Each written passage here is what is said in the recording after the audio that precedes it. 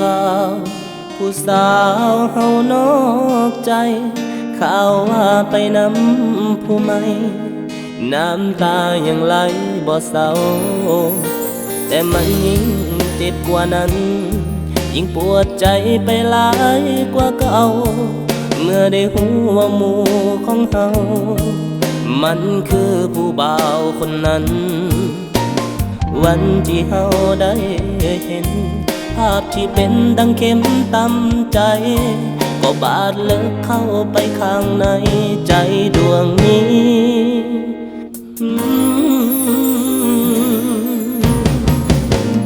เจ็บซ้ำใดให้คิดเบิ่งดูคนหนึ่งก็หมู่คนหนึ่งก็แฟน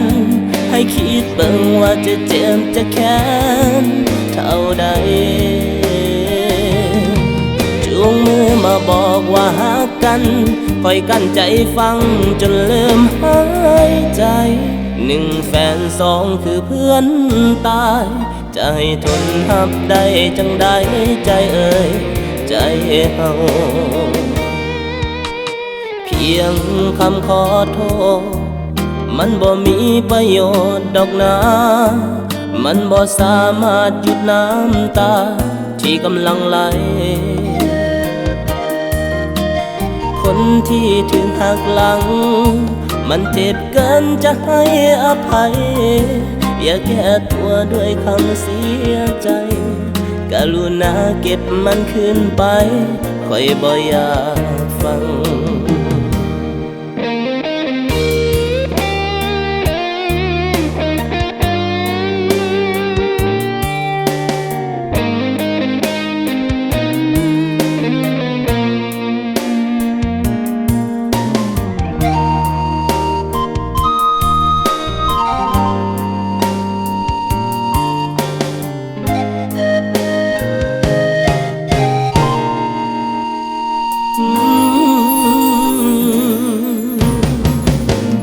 เจ็บซ้ำใดให้คิดเบิ่งดู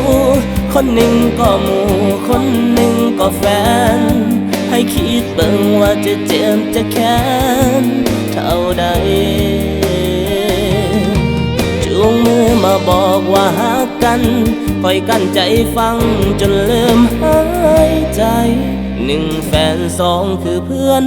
ตายจะให้ทนหับได้จังใดใจเอ่ยใจเฮาเจ็บซ้ำใดให้คิดเบิ่งดู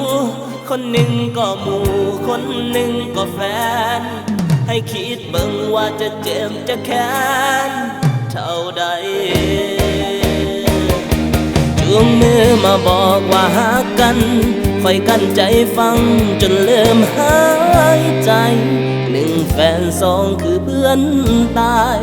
จะให้ทนหับได้จังใดใจเอ่ยใจเฮาจะให้ทนหับได้จังใด